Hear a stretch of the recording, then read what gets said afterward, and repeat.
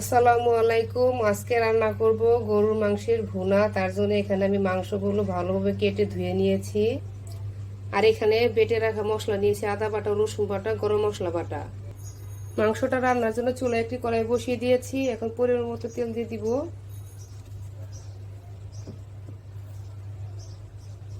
তেলটা গরম হয়ে গিয়েছে। এখানে আমি 2টা শুকনো মরিচ দিয়ে দিলাম।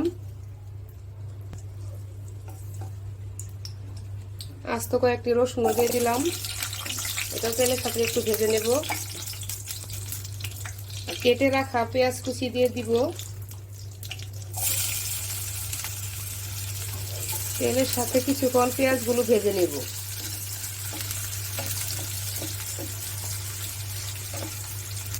এখানে আস্ত কিছু মশলা দিয়ে দিলাম, দারুচিনি, এলাচ আর তেজপাতা। এলাচটা আমি হালকা থেতো করে নিয়েছি। এটাও তেলের সাথে কিছুক্ষণ একটু ভেজে নেব। পেঁয়াজটা ভালো করে ভাজা হয়ে গেছে। এখন বেটে রাখা মশলাগুলো দিয়ে দিব। এখানে এক চামচ আদা বাটা, 1 চামচ রসুন বাটা, 1 চামচ গরম মশলা বাটা দিয়ে দিলাম। এটাও তেলের সাথে কিছুক্ষণ ভেজে নেব।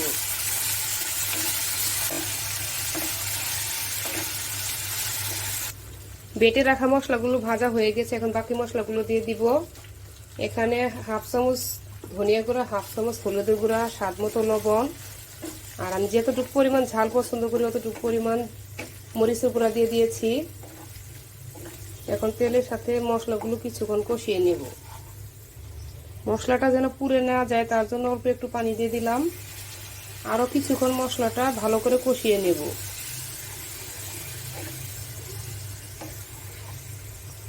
মশলাটা ভালো করে কষানো হয়ে গেছে। এখানে আগে থেকে ধুয়ে রাখা মাংসগুলো দিয়ে দিলাম। মশলার সাথে ভালো করে মিক্স করে নেব।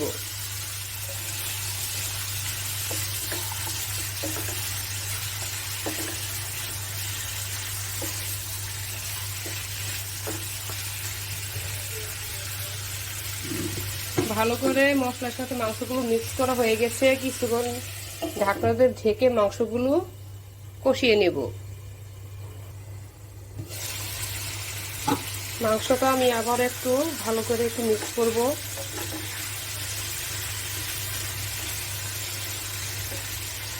ঢাকনা দিয়ে আবার আরেকটু ঢেকে আরেকটু কষিয়ে নেব। মাংসটা আমার ভালো করে কষানো হয়ে গেছে। এখন মাংসটা সেদ্ধ হওয়ার জন্য পরিমাণ মতো পানি দিয়ে দিব। এখানে আমি গরম পানি দিয়ে দিয়েছি। ঢাকনা দিয়ে ঢেকে আবারও রান্নাটা করে নেব। আমি সবসময় রান্নাতে গরম পানি ব্যবহার করি। গরম পানি দিলে রান্নাটা অনেক ভালো হয়। মাংস রান্নাটা আমার হয়ে আসছে।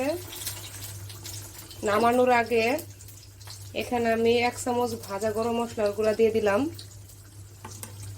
আর আরেকটা কড়াইতে আমি পেঁয়াজগুলো বেরেস্তা করে নিয়েছি, সেটাও দিয়ে দিলাম।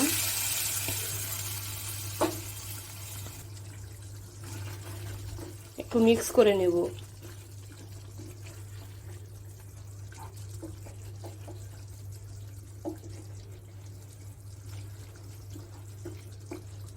রান্নাটা কিন্তু আমার হয়ে আসছে। এখন একটি বাটিতে নামিয়ে নেব। হয়ে গেল আমার খুব মজার গরুর মাংস ভুনা।